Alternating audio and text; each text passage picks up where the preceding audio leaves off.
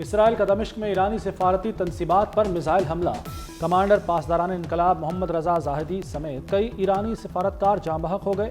حملے میں ایرانی قونصل خانے کی عمارت مکمل تباہ ہو گئی۔ ایران کے سرکاری میڈیا نے سفارتکاروں کی ہلاکت کی تصدیق کر دی۔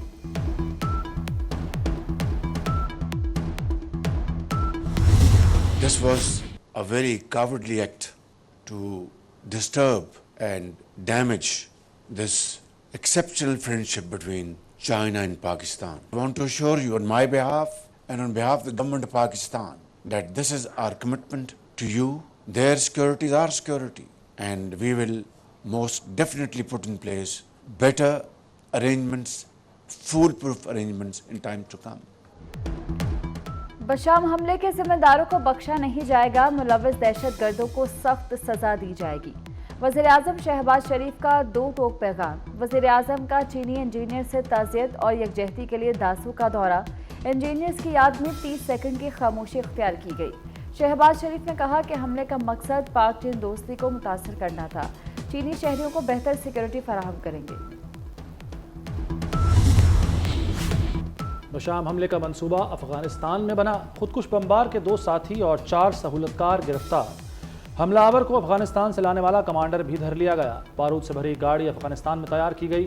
گاڑی چمن کے راستے ڈی آئی خان درازندہ پہنچائی گئی۔ گاڑی 10 روز تک شانگلہ کے قریب پیٹرول پمپ پر کھڑی رہی۔ وفاقی وزیر چودھری سالک چینی انجینئرز کی میتیں لے کر چین پہنچ گئے۔ میتیں پاکستان ایئر فورس کے طیارے سے ووہان منتقل کی گئیں۔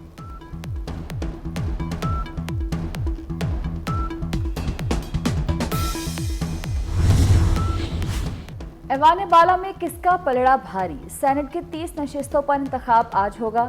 وزیر داخلہ محسن نقوی سمیت 18 امیدوار بلا مقابلہ منتخب ہو چکے ہیں۔ سینٹ انتخاب میں 59 امیدوار مد مقابل ہیں۔ غیر مسلم کی 2 نشستوں پر الیکشن ہوگا۔ پنجاب اور بلوچستان کی 7 جنرل سیٹوں پر الیکشن ہو گیا۔ خیبر پختونخوا اسمبلی میں سینٹ الیکشن ہوگا یا نہیں، مخصوص نشستوں کے ارکان کی حلف برداری نہ ہوئی۔ خیبر پختونخوا کی 11 نشستوں پر صورتحال اب تک غیر واضح۔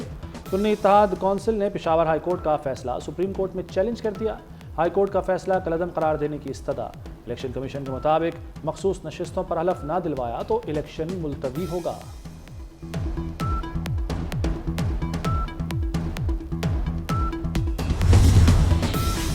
ججز کے خط کی تحقیقات میں اہم موڑ، جسٹس ریٹائرڈ تصدق جیلانی انکوائری کمیشن کی سربراہی سے پیچھے ہٹ گئے۔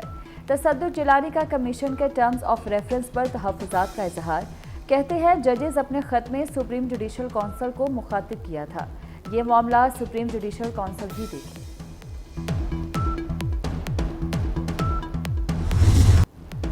اسلام آباد ہائی کورٹ کے 6 ججوں کے خط کا سپریم کورٹ نے از خود نوٹس لے لیا۔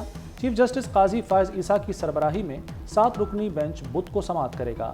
جسٹس منصور علی شاہ، جسٹس یحییٰ آفریدی، جسٹس جمال خان مندوخیل بینچ میں شامل، جسٹس اطہر من اللہ، جسٹس مسرت ہلالی اور جسٹس نعیم اختر افغان بھی لارجر بینچ کا حصہ۔ ججوں نے اداروں پر عدلیہ و مداخلت کا الزام لگایا تھا۔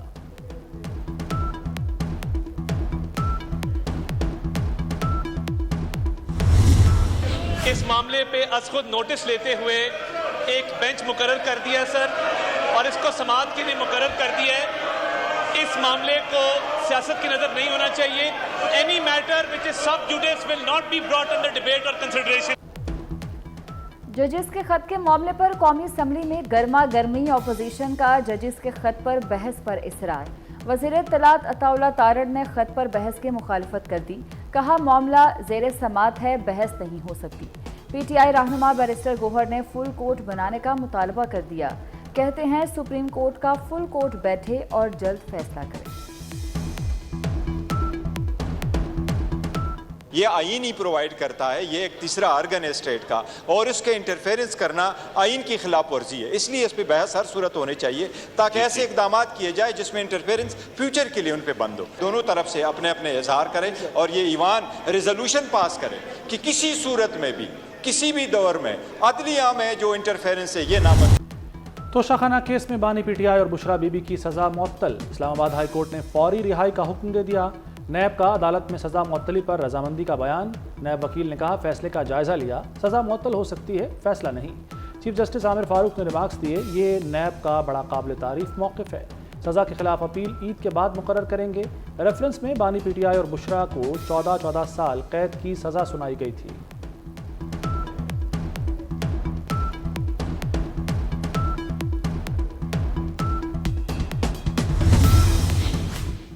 پیٹرول کے بعد مہنگی بجلی کا جھٹکا، پر بجلی 2 روپے 75 پیسے فی یونٹ مزید مہنگی ہو گئی. بجلی کی قیمت میں اضافے کا اطلاق کے الیکٹرک صارفین پر بھی ہوگا. اضافی وصولیاں اپریل میں اور جون میں کی جائیں گی. 85 ارب 20 کروڑ روپے کا اضافی بوجھ پڑے گا. وزیر اعلیٰ مریم نواز اور نواز شریف کی زیر صدارت محکمہ زراعت پر اجلاس. حکومت کا فرٹیلائزر اور پیسٹیسائیڈ ایکٹ میں ترامیم لانے کا فیصلہ. ہر ضلع میں ماڈل ایگریکلچر سینٹر قائم کیا جائے گا. کسانوں کو 150 ارب روپے کا قرض دیا جائے گا. نواز شریف نے کہا کسانوں کو قرض دینے کا طریقہ آسان بنایا جائے. وزیر اعلیٰ نے ہدایت کی کہ محکمہ زراعت قرض اسکیم کی مانیٹرنگ کرے.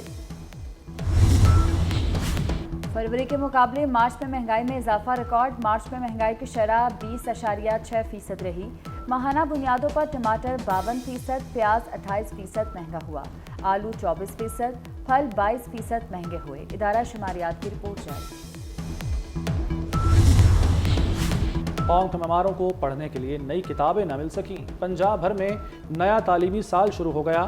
48,000 سرکاری اسکولوں میں کتابیں نہ مل سکیں. طالب علم کتابوں کے بغیر ہی اسکول آنے پر مجبور. طلبہ کو پرانی کتابیں ہی پکڑا دی گئیں.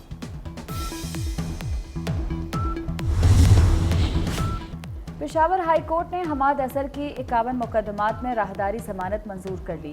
پی ٹی آئی رہنما کو 1 ماہ میں متعلقہ عدالتوں میں پیش ہونے کا حکم.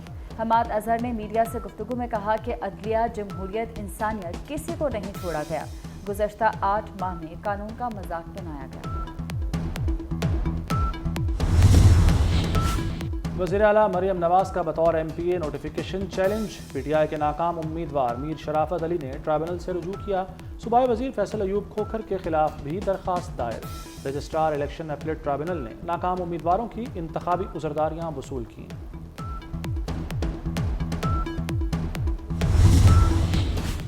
پاکستان میں عید الفطر 10 اپریل کو ہونے کا امکان. محکمہ موسمیات کے مطابق چاند کی پیدائش 8 اپریل کو رات 11:21 پر ہوگی.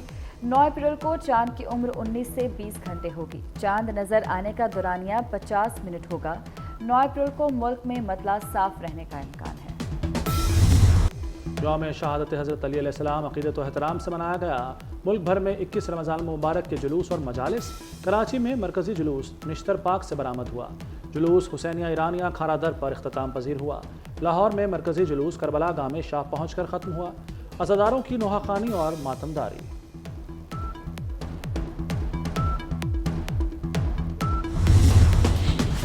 Chairman P C B Mohsin Naqvi کا کاکول ٹریننگ کیمپ کا دورہ. ٹریننگ کیمپ ایبٹ آباد میں کھلاڑیوں سے ملاقات کی، مشقوں کا بھی جائزہ لیا. کہتے ہیں کھلاڑیوں کو بہت زیادہ پرجوش دیکھ کر بے حد خوشی ہوئی. مختصر وقت میں کرکٹرز کو تفصیلی ٹریننگ کرانے پر پاک فوج کا شکریہ ادا کرتا ہوں.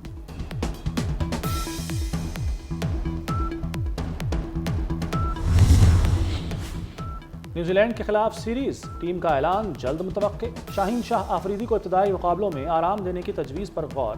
نسیم شاہ کو بھی منتخب میچز میں ہی کھلانے پر سلیکٹرز کی مشاورت.